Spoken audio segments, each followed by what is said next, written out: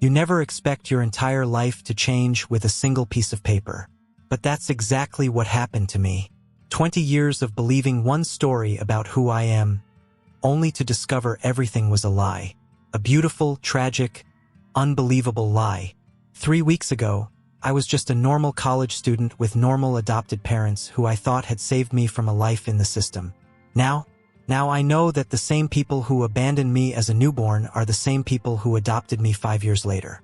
The same people who have raised me, loved me, and called me son for the past 15 years had no idea I was actually their biological child. I'm getting ahead of myself. Let me start from the beginning, or at least the beginning as I understand it now. My name is Daniel.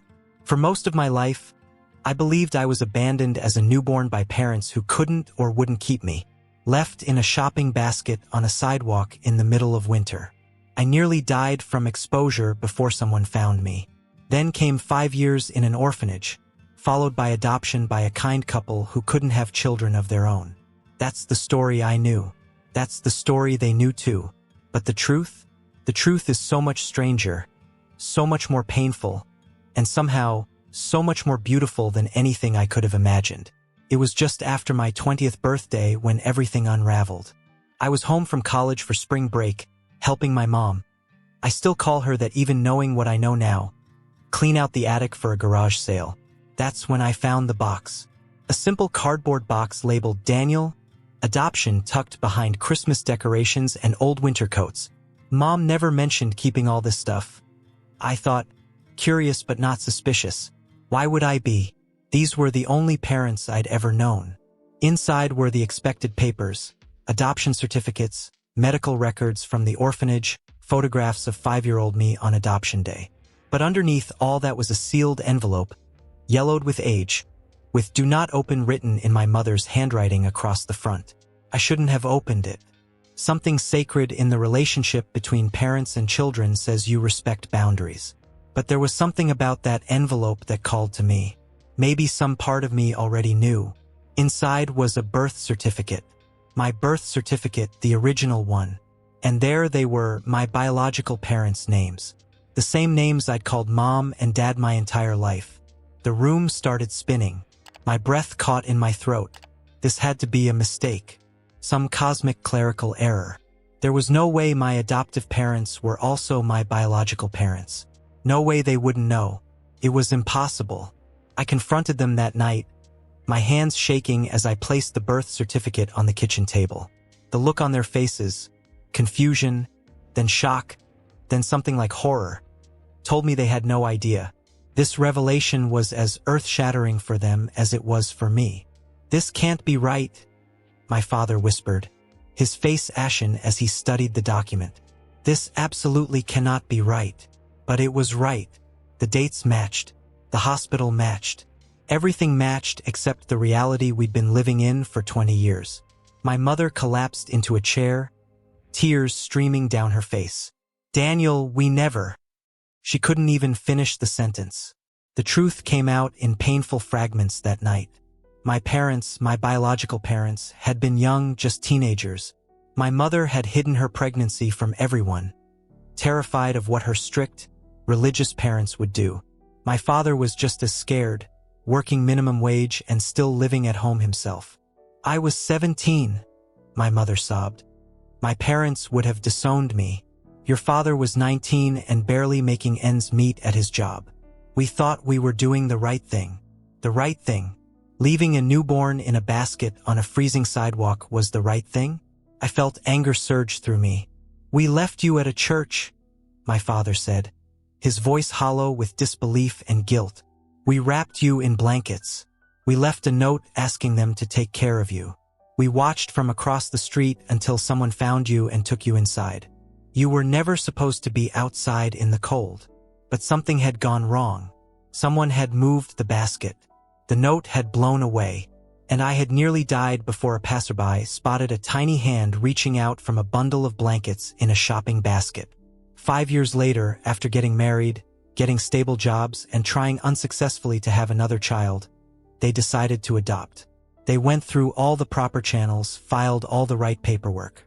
And somehow, through some cosmic twist of fate or administrative oversight, They were matched with their own biological son. A 5-year-old boy with no knowledge of his origins, no memory of his first hours of life, and no idea that the people choosing him as their son had once been the very same people who had abandoned him. "We never knew," my mother kept repeating, her voice breaking. "Daniel, you have to believe we never knew." And the strangest thing is, I do believe them. Looking back at our family photos now, I can see myself in their faces. The same eyes, the same smile, the same way we all tilt our heads when we're thinking. How did none of us ever notice? How did no social worker ever see the resemblance? How did we live together for 15 years without once suspecting the truth? That night changed everything. And as I sit here now, trying to process it all, I can't help but wonder, what does this mean for us now? Who am I if the story I've told myself my entire life isn't true? And how do I reconcile the parents who abandoned me with the parents who chose me, when they're the exact same people? This is my story. The story of how I was abandoned, almost died, grew up in an orphanage, and was ultimately adopted by the very people who gave me life, without any of us knowing the truth until now. I've spent the past 3 weeks obsessively piecing together what happened that January night 20 years ago. My parents, still struggling with what to call them now, have been open books, answering every question through tears and regret. It's like they're desperate to make up for a mistake they didn't even know they'd made. I was just a kid myself. My mom told me, her hands trembling around a mug of cold coffee. I found out I was pregnant in my junior year of high school. I hid it with baggy sweaters and told everyone I was just putting on weight. My father nodded solemnly beside her. And I was working at a warehouse, living with 3 roommates in a tiny apartment. We were in no position to be parents. The story they've told me is one of fear and desperation. My mother hid her entire pregnancy, terrified her parents would kick her out if they knew. She gave birth in my father's car, parked behind an abandoned building, with no one but my teenage father to help. No doctors, no nurses, no support. Just 2 scared kids bringing another life into the world in the back seat of a 1995 Honda Civic. "You cried right away," my mother said, her eyes distant with the memory. It was the most beautiful and terrifying sound I'd ever heard. I try to imagine it. My mother, just 17, biting down on a rolled-up t-shirt to keep from screaming while giving birth. My father, barely an adult himself, catching his son with shaking hands. The 2 of them looking down at me, knowing they couldn't keep me, but loving me enough to make sure I was safe. At least that's what they thought they were doing. They wrapped me in all the clean blankets they had brought. They placed me in a wicker basket lined with more blankets. They wrote a note. "Please take care of our son. We can't. We're sorry. His name is Daniel. He was born today," and tucked it beside me. Then they drove to a church across town, one with a reputation for helping people in need. "It was just after midnight," my father explained. "We knew the pastor lived in a house right next to the church. We put the basket right by the church doors, where he would find you first thing in the morning." They parked across the street, 2 terrified teenagers watching to make sure someone found me. They saw a light come on in the pastor's house around 6 a.m. They watched him walk to the church, expecting him to find me. But he didn't come to the front door that morning. He used a side entrance. "We waited as long as we could," my mother whispered. "But your father had to get to work, and I had to get home before my parents realized I'd been gone all night. We really thought someone would find you soon. But no one did. Not for hours. What they couldn't have known was that a winter storm was forecast for that day. The church had canceled its morning activities.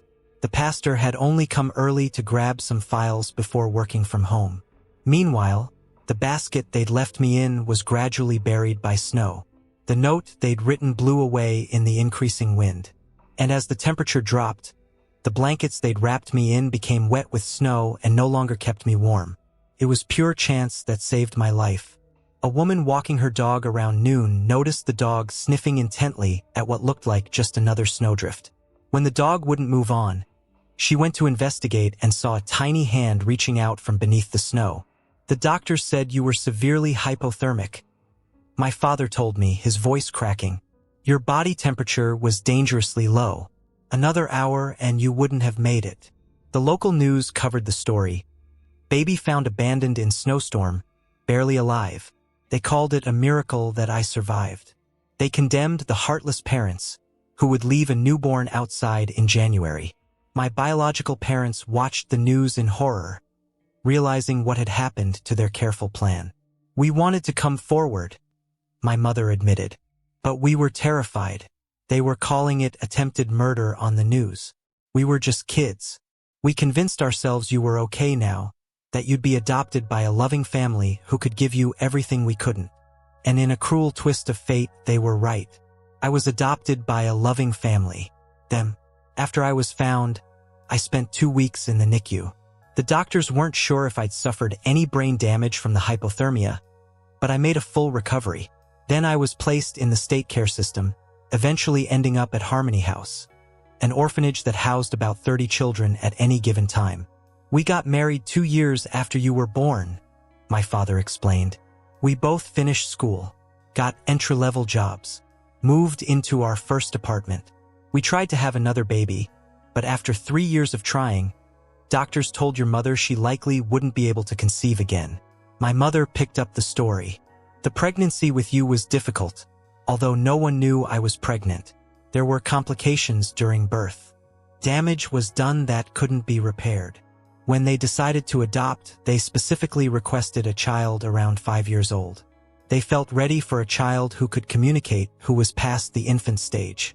They never specified gender or race. They just wanted to give a home to a child who needed one. When we met you at Harmony House, there was an instant connection, my mother said, wiping tears. You were so small for your age, but so bright and curious. You showed us a drawing you'd made. You told us you'd been waiting for us. Did you really not recognize me? I asked them. Was there nothing familiar? They both shook their heads. You were a newborn when we last saw you, my father said. A tiny, wrinkled baby with a dusting of dark hair. The 5-year-old boy we met had light brown hair and was a walking, talking little person. There was no reason to connect the two in our minds. The social worker handling my case never made the connection either. My birth certificate had been sealed when I entered the system, and a new one was issued with just my first name, Daniel, and Baby Doe as a placeholder. My parents had provided their names when they left me, but that information was lost with the note that blew away.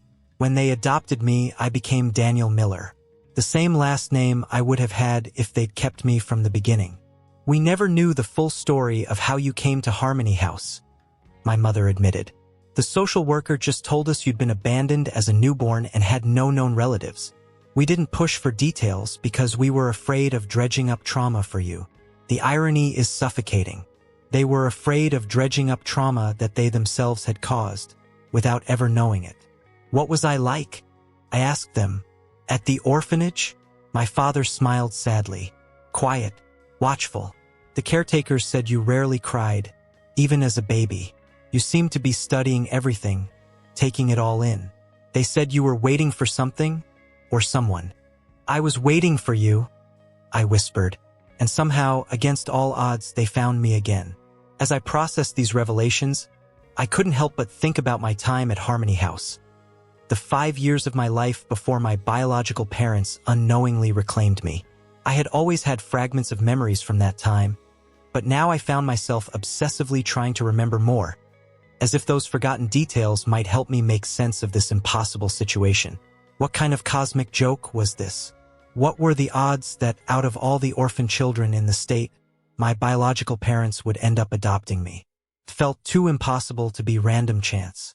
Yet what else could it be? I've been trying to recover memories of my time at Harmony House.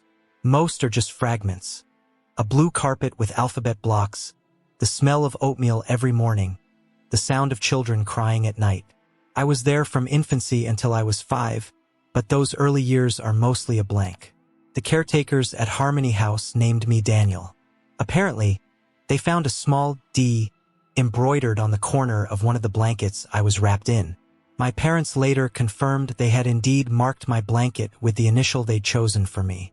It's strange to think that tiny thread connecting me to my birth parents followed me into my new life. Do you want to visit Harmony House? My mother asked me a few days after our revelation. Maybe seeing it again would help you remember. I wasn't sure I wanted to remember, but curiosity won out. So last week, we drove 2 hours to the old Victorian mansion that had been my first home. It's still operating as an orphanage, though they call it a children's residential care facility now. The building looked smaller than I remembered. 3 stories of weathered brick with green shutters and a wide front porch. As we walked up the steps, flashes of memory hit me. Sitting on those same steps waiting for potential parents to arrive, watching other children leave with their new families, wondering when my turn would come. Ms. Winters still works there. She's in her 60s now, her dark hair streaked with gray, but I recognized her immediately.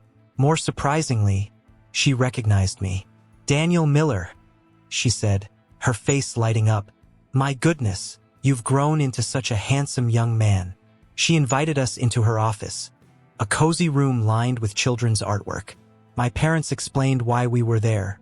Not the full truth about our biological connection, just that I was trying to understand more about my early years. Ms. Winters was happy to fill in the blanks. "You came to us when you were just 2 weeks old," she told me. "Straight from the hospital. The nurses there had taken quite a liking to you. They called you their miracle baby, because of how you survived being left in the cold." According to Ms. Winters, I was a quiet baby who rarely fussed. As I grew into a toddler, I was observant and thoughtful, often preferring to watch other children play rather than joining in. I didn't speak until I was nearly 3, late enough that they had me evaluated for developmental delays. But then, once I started talking, I quickly caught up with complex sentences and questions that surprised the staff. "You used to sit by the window for hours," Ms. Winters recalled, "just watching the driveway. When I asked what you were looking for, you always said, 'My people are coming.' You seemed so certain. That detail sent a chill through me. Had some part of me known? Had I somehow been waiting specifically for my biological parents?" Ms. Winters showed us old photos. Me as a solemn-faced toddler holding a stuffed elephant. Me finger painting with intense concentration. Me standing apart from a group of children at an Easter egg hunt. In every photo, I looked serious beyond my years, like I was carrying something heavy. "You had night terrors," Ms. Winters continued. "Several times a week you'd wake up screaming about being cold and unable to breathe. The therapist who visited monthly thought you might have some physical memory of being abandoned, even though you were too young to have actual memories of it." My mother let out a small, strangled sound at this. My father took her hand, his face tight with guilt. "The other children looked up to you," Ms. Winters said, seemingly oblivious to my parents' distress. "You were always the one comforting the new arrivals, telling them it would be okay, that their people would come for them too." She showed us around the facility, the dormitory-style bedrooms where I'd slept, the playroom where I'd spent my days, the dining hall where I'd eaten countless meals. In the playroom, she pointed to a window seat overlooking the front drive. "That was your spot," she said. "Day after day, you'd sit there with your elephant, waiting." Standing in that room, I was hit with a memory so vivid it almost knocked me off my feet. Sitting in that exact window seat, pressing my small hand against the cold glass as snow fell outside, and feeling a certainty that someone was looking for me. Not just any someone, specific people who belonged to me. My people. On the drive home, my parents were quiet. I could feel their guilt filling the car like a physical presence. "It wasn't your fault," I finally said, breaking the silence. "You didn't know." "But it was our fault," my mother whispered. "We left you there. Because of our choices, you spent 5 years waiting by a window." What could I say to that? It was true. Their decision had shaped my early childhood, had shaped me. Yet these same people had given me a loving home for the past 15 years. Could I hold them accountable for a desperate choice made by terrified teenagers, when they'd spent the majority of my life trying to be the best parents they could be? The contradiction was impossible to reconcile. When we got home, my father disappeared into the attic and came back with a shoebox. "These are all the documents from your adoption," he said, placing it on the kitchen table. "I thought you might want to look through them." Inside were copies of my adoption papers, reports from social workers, medical records from my time at Harmony House, and a letter of recommendation from Ms. Winters. Daniel would thrive with parents who appreciate his thoughtful nature, she had written. He's an old soul who needs stability and understanding. The Millers seem like an excellent match. There were also photos from the day they came to meet me. In one, I was showing them a drawing, a childish scribble of 3 stick figures. A tall one, a medium one, and a small one holding hands. "You told us you'd drawn your future family," my father said softly. "Us, before you even knew us." Another photo showed me introducing them to my stuffed elephant, my most prized possession. According to the notes Ms. Winters had included, I hardly ever let it out of my sight. "What happened to that elephant?" I asked, suddenly desperate to see it again. My mother's eyes widened. "You still have it. It's in your memory box in the attic." She hurried upstairs and returned with a plastic container labeled, "Daniel, Childhood." Inside, beneath school projects and birthday cards, was a worn gray elephant with one ear slightly darker than the other where it had been repaired. The moment I touched it, another memory surfaced. A nurse in the hospital placing it next to me in the incubator, telling me it would keep me company until I found my forever home. I clutched the elephant to my chest, suddenly feeling like that 5-year-old boy again. Hopeful, uncertain, longing for belonging. "How did you choose me?" I asked them. "Out of all the children at Harmony House, why me?" My parents exchanged a look I couldn't interpret. "We didn't choose you," my mother said gently. "You chose us." She explained that they had gone to Harmony House intending to meet several children that day. I was the 3rd child they were introduced to. The moment we walked into the room, you looked up from that window seat, stared straight at us and said, "You're finally here." Then you ran over and hugged us both like you'd been waiting specifically for us all along. My father nodded. Ms. Winters was shocked. She said you'd never reacted that way to any potential parents before. You were usually shy and hung back. "So you didn't pick me because I looked like you?" I asked, voicing the theory I'd been developing. "Honey, we didn't even notice any resemblance back then," my mother said. "We were just overwhelmed by how right it felt, how immediately you seemed to connect with us." I looked down at the elephant in my hands, trying to make sense of it all. Had some part of me recognized them? Had some primal, cellular memory identified my biological parents even when my conscious mind couldn't? Or was it simply that after 5 years of waiting, I was desperate to belong to someone, anyone, who seemed kind and wanted me? "I need some time," I told them, standing up and taking the elephant with me. "I'm going to go lie down." In my childhood bedroom, surrounded by trophies and posters and all the evidence of the normal life I thought I'd had, I curled up with the stuffed elephant and tried to remember more about the boy I'd been before I became their son.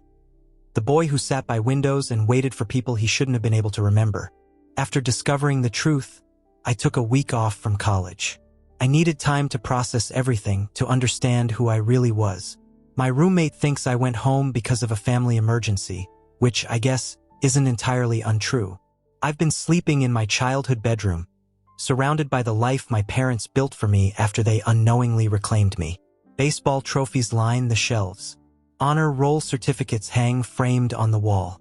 Photos of family vacations, camping trips, beach days, Christmas mornings cover my bulletin board. Looking at them now, I can see the resemblance that everyone somehow missed. I have my father's eyes, my mother's smile, my father's build. How did no one notice? When did you first start to suspect? I asked my parents over breakfast yesterday. We've been having these heavy conversations in small doses, trying not to overwhelm ourselves. My mother poured more coffee, her hands steadier than they'd been days before. I never suspected the truth, but I did always feel an unusual connection to you. From the very beginning, it felt different than what other adoptive parents described. "Like what?" I prompted. "Like I already knew you," she said, her voice soft. "Like I could predict what you'd like, what would scare you, how you'd react to things. I just assumed it was because we were a good match." My father nodded. "I used to joke that you got your stubbornness from me. Just a joke. I didn't mean it literally. But you did have so many of our mannerisms, even early on. I thought about those first few months after the adoption, what I can remember of them and what they've told me. According to them, I settled in quickly. I rarely asked about Harmony House or seemed to miss it. Unlike many adopted children, I never went through a testing phase where I deliberately misbehaved to see if they'd send me back. You seem to trust us implicitly from day one, my mother had told me. The social worker said it was unusual, but that we shouldn't question our good fortune. I wondered now if that trust had come from some deep, unconscious recognition. Had my body known what my mind didn't, that I had finally found my way back to where I began? The day after we visited Harmony House, my father brought home a DNA test. I thought this might give us all some clarity, he said, placing the box on the kitchen table. 3 simple cheek swabs later, we sent our samples off to be analyzed. Even though we all knew what the results would show, there was something validating about getting scientific confirmation. The results came back yesterday. I am, without question, their biological son. Something shifted in me when I saw those results. Until that moment, there had been a tiny part of me that wondered if this whole thing was some elaborate mistake. Now I had undeniable proof that the people who raised me were the same people who created me. What happens now? I asked them after we reviewed the results together. My parents looked at each other, then at me. Whatever you want to happen, my father said. We're still your parents if you'll have us. This doesn't change how much we love you or how proud we are of you. But it changes everything else, I said. And it does. It changes the story of who I am, where I came from, why I was abandoned, why I was adopted. It changes my understanding of fate and coincidence and what it means to be family. After the DNA results, I asked them to tell me about the day they brought me home. I wanted to understand how their story and my story began to merge into our story. My mother's face softened with the memory. It was a Tuesday in April. The social worker had warned us that transitions can be difficult, that we should expect some acting out or regression or clinginess. But you were so calm, my father continued. You walked into the house carrying your elephant and that small blue suitcase with your clothes and few possessions. You looked around and said, "This is nice. Where's my room?" They showed me to the bedroom they had prepared, walls freshly painted blue. A new twin bed with a space-themed comforter, shelves filled with books and toys. According to them, I walked around the room slowly, touching everything, then turned to them and said, "Thank you for finding me. We thought you meant thank you for choosing you at the orphanage," my mother explained. Now I wonder if some part of you knew. That first night I slept through until morning, unusual for a child in a new environment, especially one who'd had night terrors. The next day, I asked to help my mother in the garden. The day after that, I asked my father to teach me to ride the bike they'd bought me. Within a week, it was as if I'd always been there.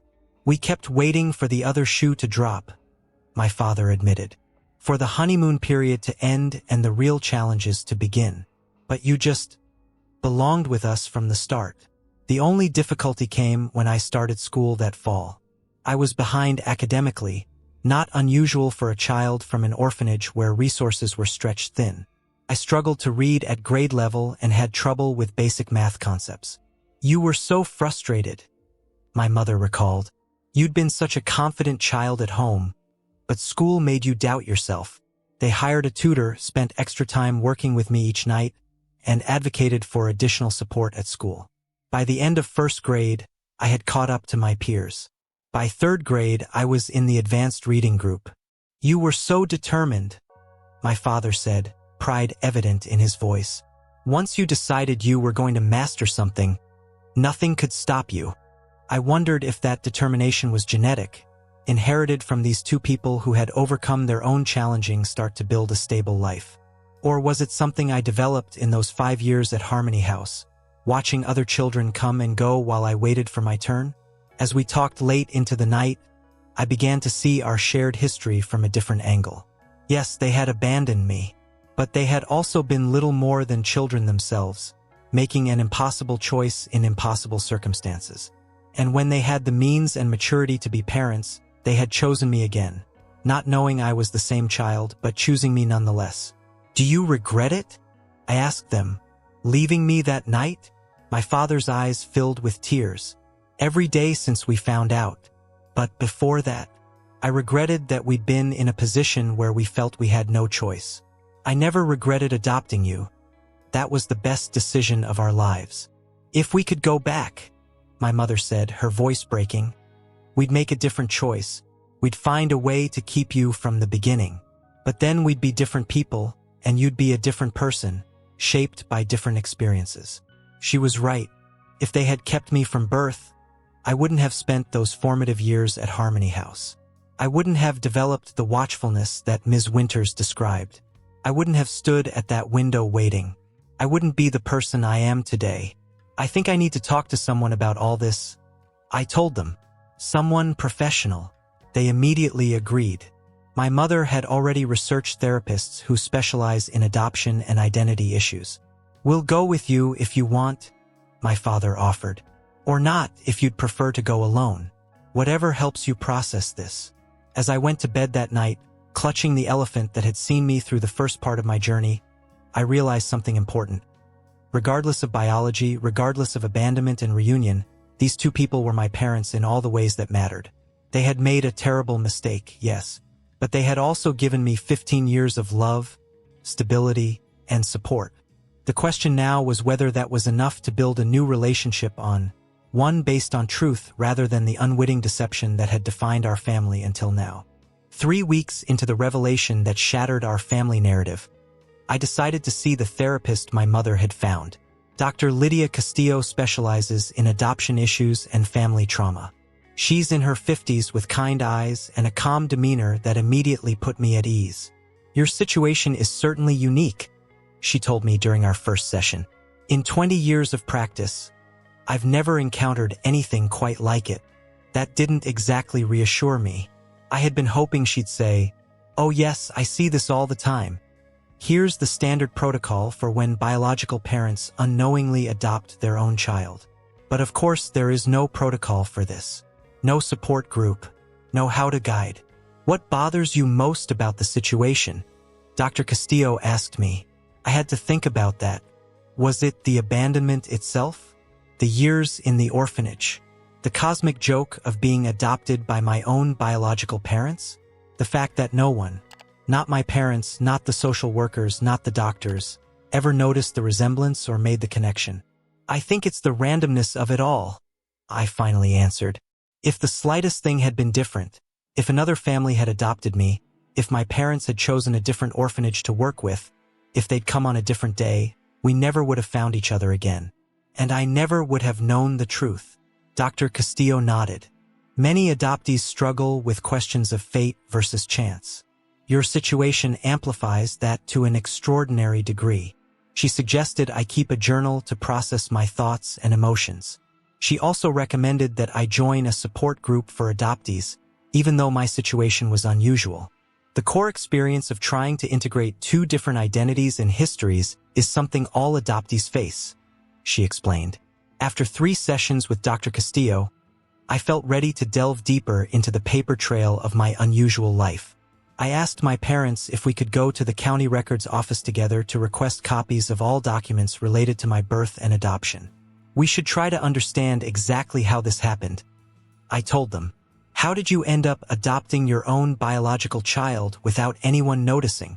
They agreed, though I could see the anxiety on their faces. This would mean confronting official evidence of what they had done as teenagers, evidence they had never been forced to face before. The county records office was a bland government building with fluorescent lighting and the smell of old paper. We explained our situation to a clerk who looked increasingly bewildered as we talked. Eventually, she called her supervisor, who took us to a private room to discuss the sensitive nature of our request. This is highly unusual, the supervisor, Ms. Hernandez, told us. But since you're all directly involved parties and the adoptee is an adult, I can authorize the release of the sealed records. 2 hours and several forms later, we left with a thick envelope containing copies of everything in my file.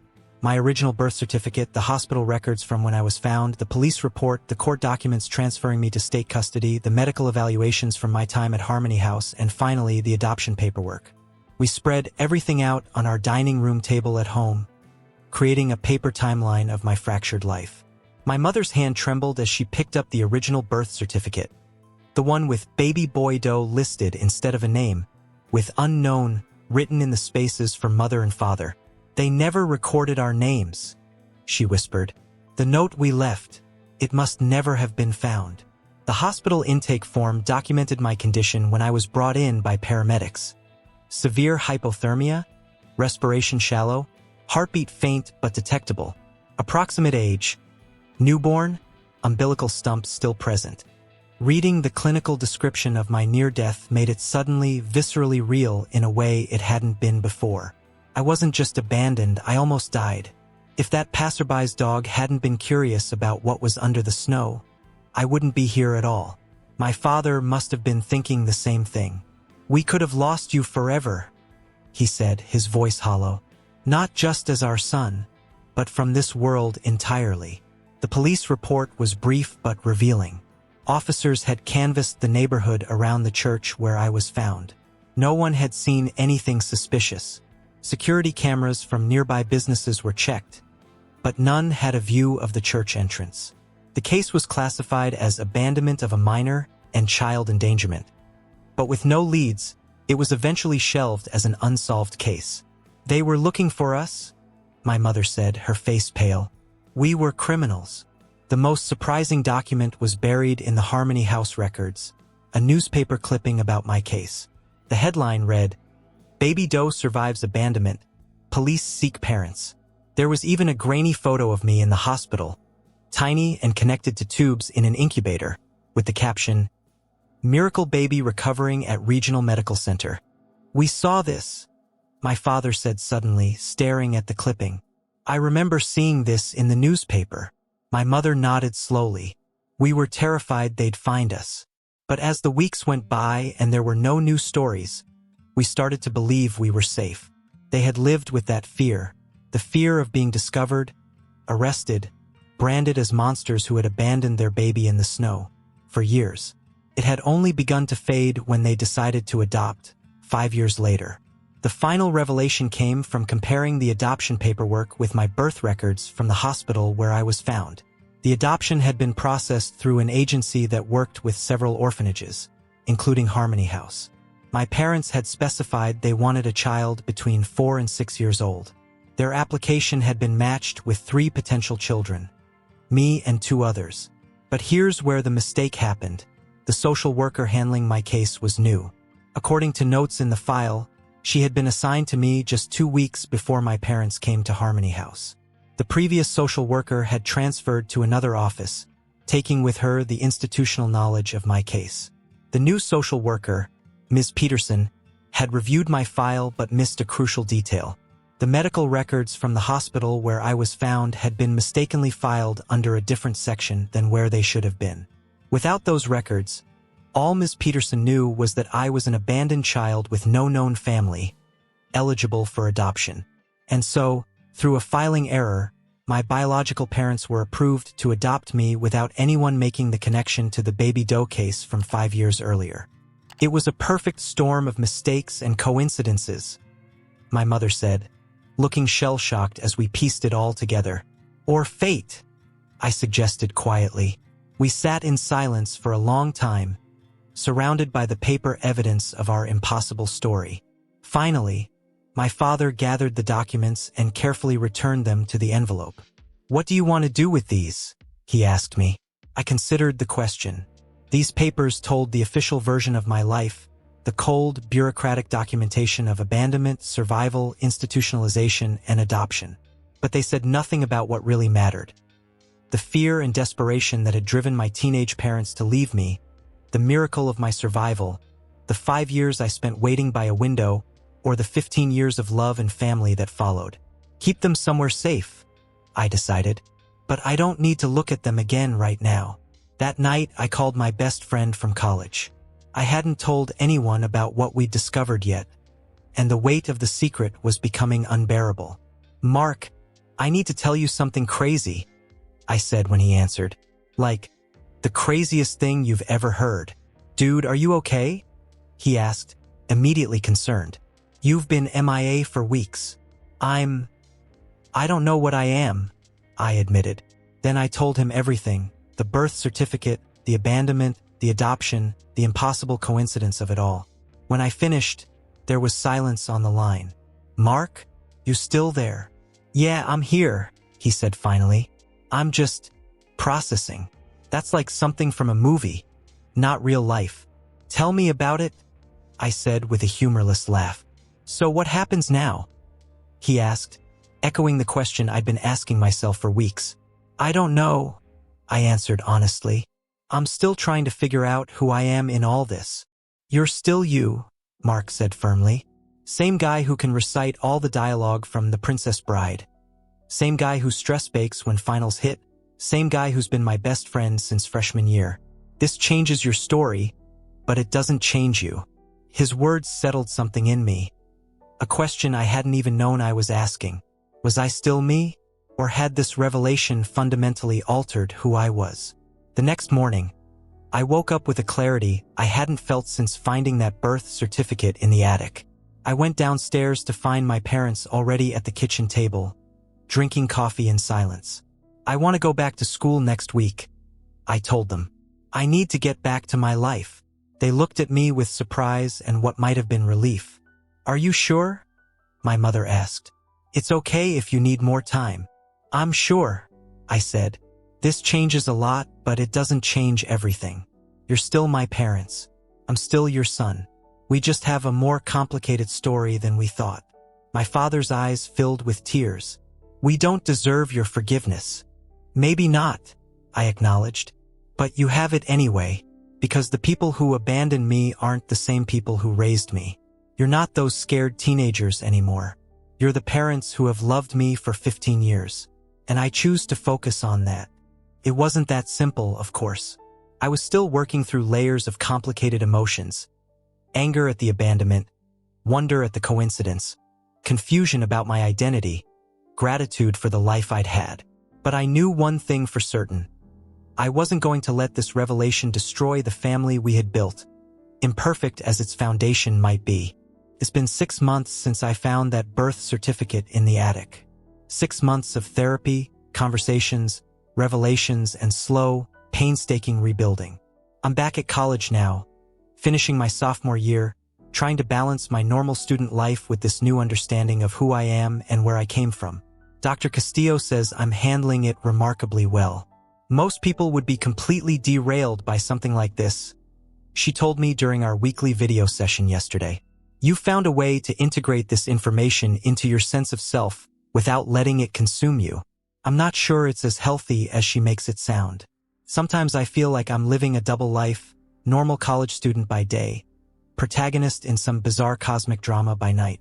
I still have moments when the full weight of our family's story hits me anew, leaving me breathless with its impossibility. But I'm coping, and surprisingly, so are my parents. They've been very courageous, Dr. Castillo commented when I told her about their progress. Many people would have become defensive or tried to minimize what happened. They've faced it head-on. It's true. My parents have answered every question, explored every painful memory, and faced every consequence of their long-ago choice. They've joined a support group for parents with adoption-related trauma. They've even offered to meet with the detective who worked my abandonment case all those years ago to finally close that unsolved file, though I asked them to wait on that until I'm ready. The biggest change came 3 months ago when they decided to move. The house I grew up in, the house where we discovered the truth, held too many complicated memories now. "We need a fresh start," my mother explained when they told me their decision. "Somewhere we can build new memories, without the shadow of what we didn't know hanging over us." They found a smaller house closer to my college, making it easier for me to come home for weekends when I want to. The new house is bright and open, with none of the Victorian stuffiness of our old place. It feels right somehow, a physical manifestation of the new transparency in our relationship. Moving meant going through decades of accumulated belongings, including everything from my childhood. My parents asked if I wanted to help decide what to keep and what to let go. "This is your history," my father said. "You should have a say in what we preserve." So I spent spring break sorting through boxes of my past. Artwork from elementary school, sports trophies, school projects, Halloween costumes, baby clothes my mother had saved. With each item, I had to decide, Was this still meaningful in light of what I now knew? Did it represent something real and worth keeping? Or was it part of a narrative that no longer existed? I kept more than I expected to. The evidence of my childhood, happy, stable, loved, was still valid, still true, even knowing the complicated beginning that preceded it. The baseball trophies still represented real games played and skills earned. The birthday party photos still captured genuine moments of joy. The handmade Mother's Day and Father's Day cards still expressed authentic love. In the middle of packing, we found something none of us had seen before. A small box tucked inside a larger container of Christmas decorations. Inside was a tiny knitted hat, impossibly small. "That's yours," my mother said softly. "From the hospital. When they found you." She explained that when they adopted me, the social worker had given them a sealed envelope containing the few possessions I had when I was brought to the hospital as a newborn. The hat, a hospital bracelet with Baby Doe written on it, and a small card with my footprints. "We never showed these to you because we thought it would be too painful," my father explained. "We weren't sure if you'd want reminders of being abandoned." I held the tiny hat in my palm, trying to imagine being small enough to wear it. This was the first thing that had ever been truly mine, not a possession given to me by parents or orphanage staff, but something that had been with me from the very beginning, through every phase of my fractured journey. "I want to keep this," I said. They nodded, understanding what I didn't articulate, that I needed tangible connections to every part of my story, even the painful beginnings. Last month, I decided I was ready for another kind of connection. I asked my parents if we could visit the church where they had left me that January night 20 years ago. They were hesitant. "Are you sure?" my mother asked. It might be very triggering, but I was sure. I needed to see the place where my life's strange circle had begun. The church was smaller than I had imagined, a modest brick building with a simple steeple. It looked nothing like the looming, shadowy structure I had pictured when thinking about that night. We stood on the front steps, the three of us huddled together against a spring breeze that carried just enough chill to remind us of winter. "This is where we put the basket," my father said quietly, pointing to a spot beside the wooden double doors. "We made sure it was sheltered from the wind. And we parked right over there," my mother added, indicating a spot across the street. "We watched until we saw lights come on inside." I closed my eyes, trying to imagine the scene. Two terrified teenagers hiding in a car, watching to make sure their newborn was found, not knowing that 5 years later they would find him again. "What were you thinking?" I asked them. "In those moments when you were watching?" My father's voice was rough with emotion. "I was thinking that I just made the worst mistake of my life, but I didn't know how to undo it. I kept telling myself you'd be safer with people who knew how to take care of a baby, who had the resources we didn't have. I was praying," my mother admitted, "begging God to make sure you were okay, that you'd find a family who would love you the way we couldn't at that time." "Well," I said after a moment, "I guess that prayer was answered, just not in the way you expected." A faint smile crossed my mother's face. "No, definitely not how we expected." As we stood there, the church door opened and an elderly man stepped out. He looked at us curiously, clearly wondering why 3 people were standing silently on his church steps. "Can I help you?" he asked. We exchanged glances, unsure how to explain our presence. Finally, I spoke.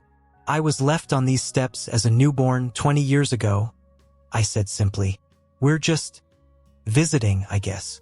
The man's eyes widened. "You're the baby from the snowstorm," he said. "The miracle baby." He introduced himself as Reverend Thomas, explaining that he had been at the church for over 30 years. He remembered the case clearly. The community had been deeply affected by the story of the abandoned newborn who nearly died. "We held a special service for you," he told me. "The entire congregation prayed for your recovery and for you to find a loving home." My parents had gone pale, clearly terrified that the Reverend might somehow recognize them as the teenagers who had abandoned me. But he showed no sign of suspicion, only wonder at meeting me as an adult. "Would you like to come inside?" he offered. "See the place where your journey began?" I looked at my parents, silently asking if they were comfortable with this. They nodded, though I could see the tension in their faces. Inside, the church was simple but beautiful, with wooden pews and stained glass windows that cast colored light across the floor. Reverend Thomas showed us to a small plaque near the entrance that I hadn't noticed when we arrived. "We put this up after your story made the news," he explained. The plaque read, "In remembrance of the child found here on January 12, 2005. May God continue to watch over him wherever his path leads." My mother made a small sound, halfway between a gasp and a sob. My father put his arm around her, steadying her. "He did," I said quietly, looking at the plaque. "God, fate, cosmic coincidence, whatever you want to call it, did watch over me. It led me right back to where I was supposed to be." Reverend Thomas looked at me curiously. "You found a good home, then?" I glanced at my parents, these complicated, flawed, loving people who had given me life twice. First through birth, then through adoption. "The best," I told him. "I found exactly the family I was meant to have." As we drove home from the church, something shifted inside me. A piece of my fragmented identity finally settling into place. I realized that I had been asking the wrong question all these months. I had been so focused on how this revelation changed who I was that I hadn't considered how it confirmed who I'd always been. I was never just an adopted child.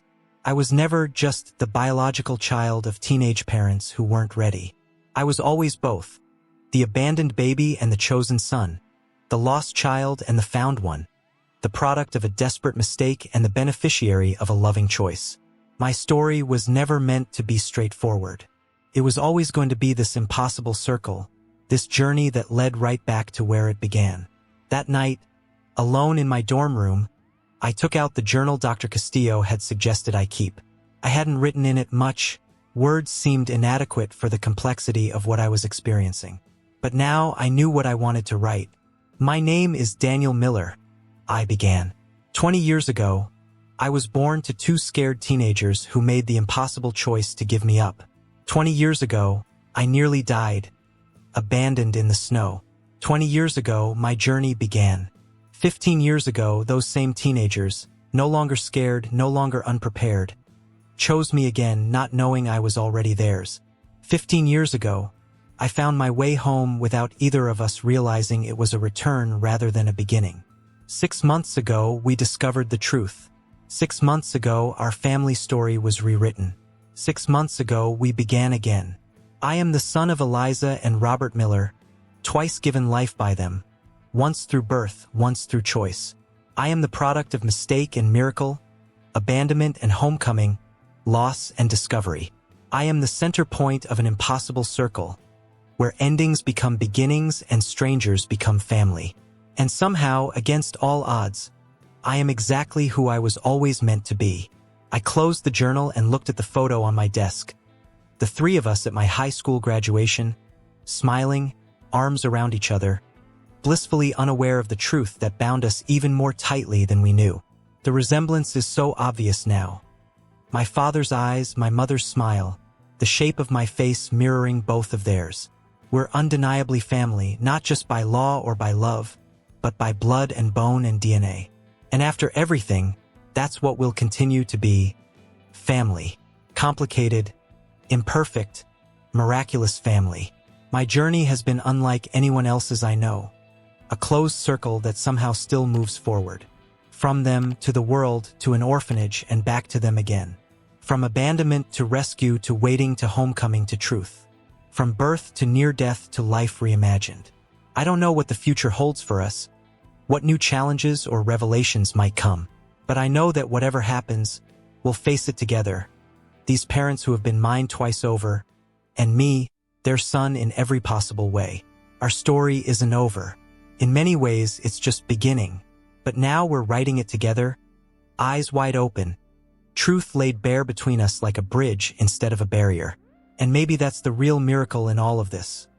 Not that I survived being abandoned, not that I found my way back to my biological parents against impossible odds, but that we're still here, still family, still finding our way forward together, full circle, and ready now for whatever comes next.